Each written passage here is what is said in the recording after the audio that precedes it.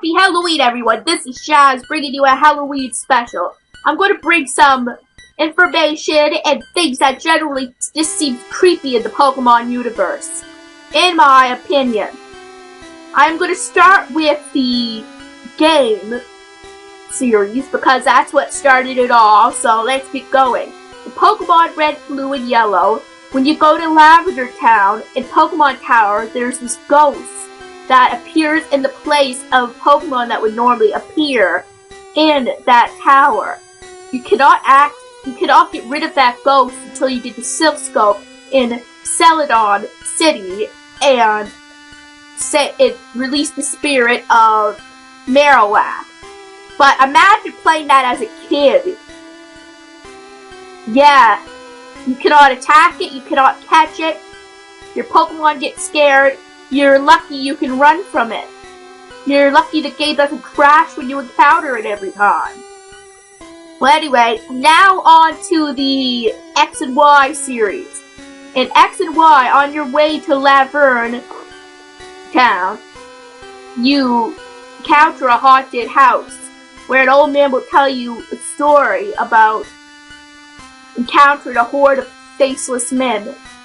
And what is creepy is the ending, how he says it, right in a big exclamation points with bold letters. But besides that, it's not really that scary, but to kids it may be a little startling, right? And to me, at first, it startled me too.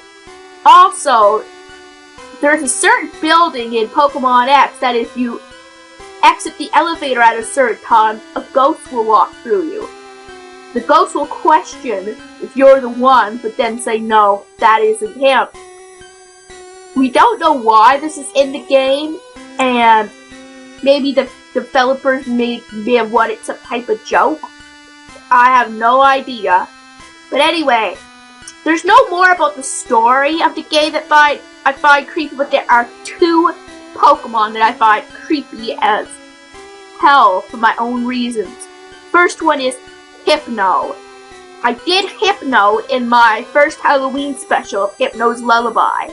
What I find creepy is that it literally kidnaps children with intention on harming them and sucking their soul. And it's creepy. It's the evilest Pokemon I've ever heard of with actual cruel intentions. I do not know if any of the other Pokemon that kidnaps children have these intentions, but I'm pretty sure Hypno does, and if I ever saw a real Hypno, I would not want to go anywhere near it at the fear that they'd think I was a child and kidnap me. The second Pokemon I find truly creepy is Shedinja. And the reason I find it so creepy is the fact that if you look back, the back of its back, it'll steal your soul. Hello, half the game shows you, like, if you were played with a Shedinja on your team, you'll see its back 100% of the time. What does that say? That says every player who plays with a Shedinja is going to lose their soul. Is this some type of joke from Nintendo? Sadistic joke? Anyway, on to the comic. Or the manga, Pokemon Adventures Red. The only best one I can think of is during the chapters 13, which is Psy for Psyduck, and 14. But what about Arbok, I think? Now I forget what the name was, but in that section of the manga, Red goes searching for Blue, and he encounters what he sees as a Psyduck. The closer he gets, he realizes it's a ghost Psyduck. Literally has his eyes out of his eye sockets, decaying. And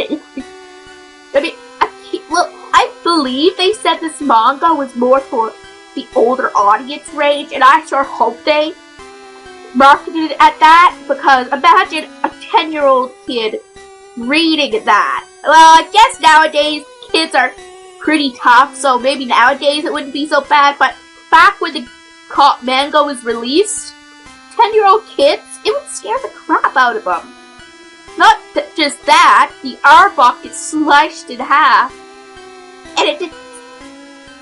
I guess all the ghosts will be controlled by fog, which brought him back to life in some form. I mean, for God's sake, a decaying Psyduck with his eyes out and a Arbok that gets slashed and shows its entrails? That's just creepy. I'm sorry. I mean, there's scary and there's sadistic.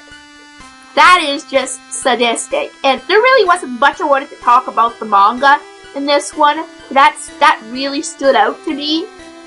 I played it on my walkthrough and it's sadistic. I don't think I saw, I think the Psyduck was in there too.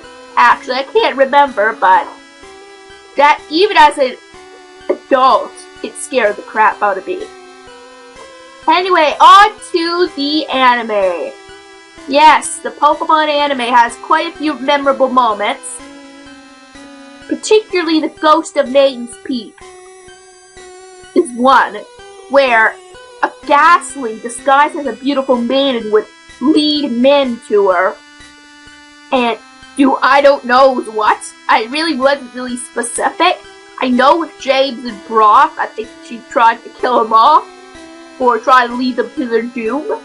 And yes, it comes off as comical too, right? I mean, for example, Ghastly was able to make a Venusaur and a Blastoise together as Venustoise, which was clever. And it could come off as funny, but imagine leading men like a siren to their deaths, to their possible deaths.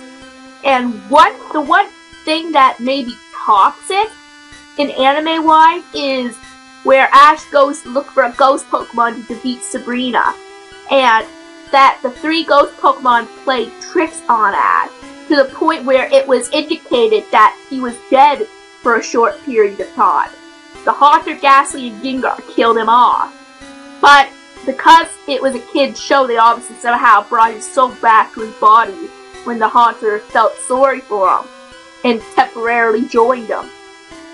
Right? But that is still creepy. I mean, killing off, or a bot could be killing off the main character in a kid's anime. I mean, if that's what it was like in the English version, I wonder what it was like in the Japanese version. I don't know. I do not want to know. Not at all. Well, anyway, that was about it for my Halloween special. Thank you guys so much for watching, and I hope you have a happy Halloween.